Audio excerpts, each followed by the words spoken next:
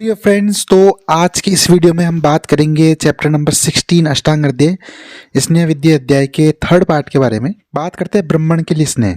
ब्रह्मणो रसम आद्य स भक्तो अल्पम हितम स च बाल वृद्ध पिपासार्थ स्नेह दीर्णम शीलिषु खिस्त्र स्नेह नित्य मंदाग्नि सुखद क्लेश बिरुषु मृदु कोष्ठ अल्प दोषेषु कालेश चो उष्णे कृषिषु च। यानी शरीर की पुष्टि के लिए ब्रह्मणात स्नेह का सेवन करना हो तो मांस के साथ, रस के साथ, मद्य के साथ और भोजन के साथ थोड़ी मात्रा में देना चाहिए। इसकी थोड़ी मात्रा हम किस किस को दे सकते हैं? बालक को, वृद्ध को, जो प्यास से पीड़ित हैं, जो स्नेह से द्वेष रखते हैं, जो मद्य का सेवन करते हैं, स्त्री सेवन करते हैं, स्नेह का सेवन करने, मंदाग्नि जो सुख से जीवन व्यतीत करते हैं, कष्ट भीरु यानी कष्ट से डरते हैं, मृदु कोष्ठ अल्प दोष वालों में ग्रीष्म ऋतु में, इन सब में यूज करना चाहिए क्योंकि ये ब्राह्मण के योग्य होते हैं। प्राग मध्य उत्तर भक्तो साध्वे ऊर्ध्व देहजान व्याधि जे दलम कुरियाद अंगानाम से। अगर भोजन से पहले आप स्नेह लेते तो शरीर के अधो प्रदेश के जो रोग है और नाभि से नीचे का जो पार्ट है उसमें जो रोग है उनको नष्ट करेगा। भोजन के मध्य में आप लेते हैं तो शरीर के मध्य भाग यानी हमारे हार्ट से लेकर नाभि तक का रीजन है, उनमें जो रोग है उनको शांत करेगा। भोजन के बाद अगर आप स्नेह लेते हैं वो तो ऊर्ध्व जत्रु जत्रु यानी क्लेविकल बोन से ऊपर के जितने भी रोग हैं उनको नष्ट करेगा। स्नेह का अनुपान वायुर उष्णे अनुपिबेत स्नेह तत् सुक्त पक्ते आस्योपल शुद्धिये च तोवर उष्करे न तु जीर्ण जीर्ण विशंकया पुनः उष्णगम पिबेत तेन विशुद्धि स्यात् तस्य लघुता रुचिम। अच्छी यानी शुद्ध स्नेह पीने के बाद उष्ण जल का पान करना चाहिए। उष्ण जल से क्या होता है, मुख की जो चिपचिपाहट है वो नष्ट हो जाता है। लेकिन तूरक, हाइड्रोन कार्पस, लोरिफोलिया स्लेमर और बिलावा बल्लातक के बाद गर्म जल नहीं पीना चाहिए, शीतल जल पीना चाहिए। ये दो अपवाद है। क्यों? सभी स्नेहों के बाद तो वैसे हमको उष्ण उपचार, लेकिन इनके लिए हमको ठंडा जल क्यों लेना है? क्योंकि तूरक और बिलावा जो है वो दोनों बहुत अत्यधिक उष्ण होते हैं, तो इसके बाद अगर उष्ण जल पी लिया तो वो उपचार विरुद्ध हो जाएगा। यदि पान किए गए स्नेह के पचने में कि वो पचा या न पचा है, आपको अगर ऐसा डाउट है तो फिर वापस गर्म जल पीना चाहिए। और गर्म जल के पान से डकार की शुद्धि होती है, भोजन में हमारी रुचि होती है और शरीर में हल्कापन होता है। भोजन का नियम: भोज्य मात्रा मात्रया पास्यन्न श्वन पिबन पितनावपि द्रव उष्ण अन्न अभिसंधि न अति स्निग्ध संक्रम। जिसको कल स्नेह पीना है या कल स्नेह पिया हो या जिसने उसी दिन स्नेह पिया, तो इनमें क्या करना चाहिए, कैसा खाना खाना चाहिए? द्रव हो, गर्म हो, अनभिसंधि हो यानी कफ को न बढ़ाने वाला हो, अधिक स्निग्ध ना हो और अनेक प्रकार के अन्नों का मिश्रण ना हो, क्योंकि अनेक प्रकार के अन्नों का मिश्रण होगा तो फिर वो विरुद्धार हो जाएगा। इस टाइप का भोजन करना चाहिए। अब बात करते हैं स्नेहपान के रोगी का विहार, यानी उसको किन किन चीजों से बचना चाहिए। उष्ण उपचारी स्याद ब्रह्मचारी शपाशय न वेगरोधी व्यायाम क्रोध शोक हिम आतपान प्रवात यान अद्भाषीय संस्थिति नीच्योद्धाना स्वप ऊर्धन जनसी च यान यानी पिबेतानी तावंत्यापी वजह। उसको ब्रह्मचर्य का पालन करना चाहिए, रात्रि में ही सोना चाहिए, दिन में सोना नहीं है। मलमूत्र के वेगों को नहीं रोकना, शोक वर्षा हिम धूम आतप, अधिक वायु का सेवन, घोड़े और यान की सवारी, बहुत ज़्यादा रास्ता चलना, ज़्यादा बोलना, ज़्यादा भोजन, अत्यधिक समय तक बैठे रहना, अत्यधिक ऊंचा तकिया रखना, दिन में सोना, अति धूम और धूल रज का त्याग करना, इनसे बचना चाहिए। ये सब नियम होते हैं। सर्व कर्म स्वयं प्रायो व्याधि क्षीणेषु च कर्म उपचारस्तु शमने कार्य स्नेह विरक्त। ये सभी नियम और सभी क्रम प्राय अतिसार रोगों से क्षीण व्यक्तियों में भी करने चाहिए। जिसको शमनार दोष स्नेहपान करना चाहो, जो पेय आदि क्रम विरेचन है सभी पालन करने चाहिए। अच्छपान की विधि क्या होती है? कौन से टाइप के कोष्ठ में कितने दिनों तक? त्रेम अच्छम मृदु कोष्ठिक रूरे सप्त दिनम पिबेत सम्यक स्निग्धो अतः यावदत सात। यानी मृदु कोष्ठ वाले व्यक्ति को 3 दिन तक अच्छे स्नेह का पान, क्रूर कोष्ठ में 7 दिन तक अच्छे स्नेह का पान, या जब तक स्नेह शरीर के अनुकूल न हो जाए तब तक। स्नेह पान की अवधि मिनिमम 3 दिन से लेकर मैक्सिमम 7 दिन, 7 दिन से ज़्यादा स्नेह पान नहीं कराना चाहिए क्योंकि स्नेह शरीर के साथ में हो जाता है। ठीक है, अब बात करते हैं हम सम्यक स्निग्ध के लक्षण। वात अनुलोम्यम दीप्तो अग्निवर्चः स्निग्धम सहतम स्नेहोद्वेगः क्लमः सम्यक स्निग्धे रुक्ष विपर्य अति स्निग्धे तु पांडुत्वम प्राण। सम्यक स्निग्ध में वात का अनुलोमन होना, हमारी अग्नि जो दीप्त होती है, पुरुष जो वर्च उसका स्निग्ध और शीतल होना, स्नेह से अरुचि होना, ये सम्यक स्निग्ध लक्षण और क्लम थकान को होना। अति स्निग्ध से अस्निग्ध से शरीर में रुक्षता यानी वात की वृद्धि होना।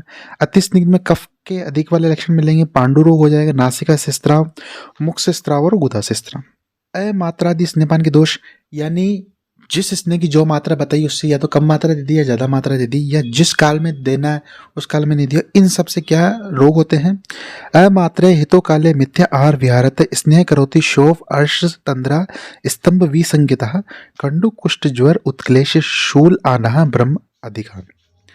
यानी मात्रा का आपने ध्यान नहीं रखा, दोषों का विचार नहीं किया, न टाइम का विचार किया, न जो उसके साथ जो जिस टाइप का भोजन बताया और जिस टाइप का विहार बताया वो नहीं किया, तो शोभ सूजन, अर्श तंद्रा निद्रा, विसंज्ञता बेहोशी, कंडु खुजली, कुष्ठ त्वचा रोग, ज्वर, उत्क्लेश, दोषों का कुपित होना, शूल आना, पेट फूलना और ब्रह्म, ये रोग हो जाते हैं।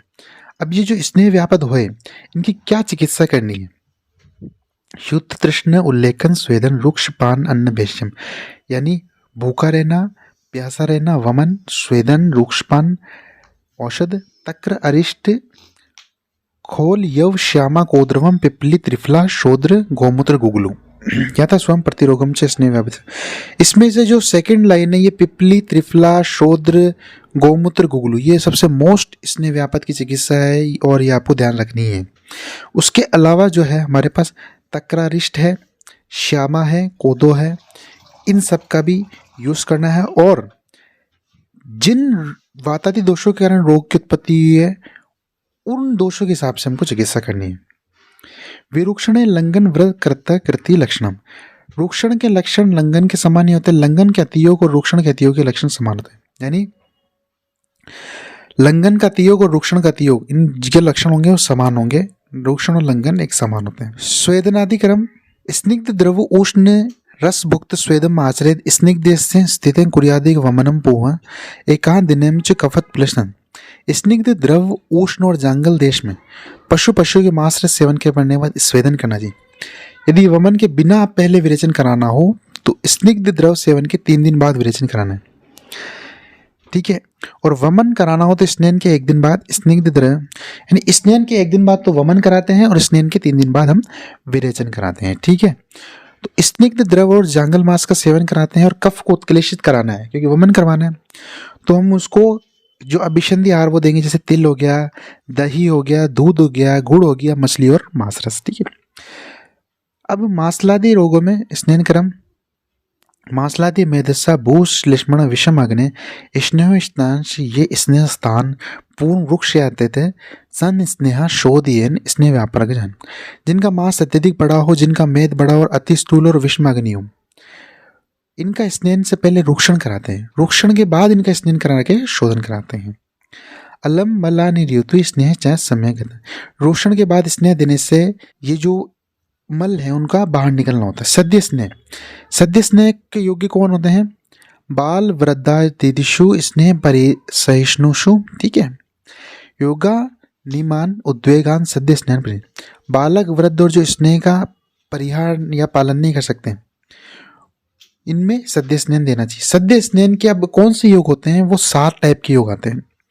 प्राज्य मास रसास्तेषु पेयाम या स्नेह वर्जिता तिल चूर्णश्चे स स्नेह फाणितः कृष्णा तथा क्षीर पेया घृत उष्णा दध्यनो वा स गुड़सरः पेयाम च पंच प्रसता स्नेह तंडुल पंचमे सप्तते स्नेह सद्य स्नेह लवलवड़बना तद अभिषंद रूक्ष्णम च सूक्ष्म उष्णम विवाहिच।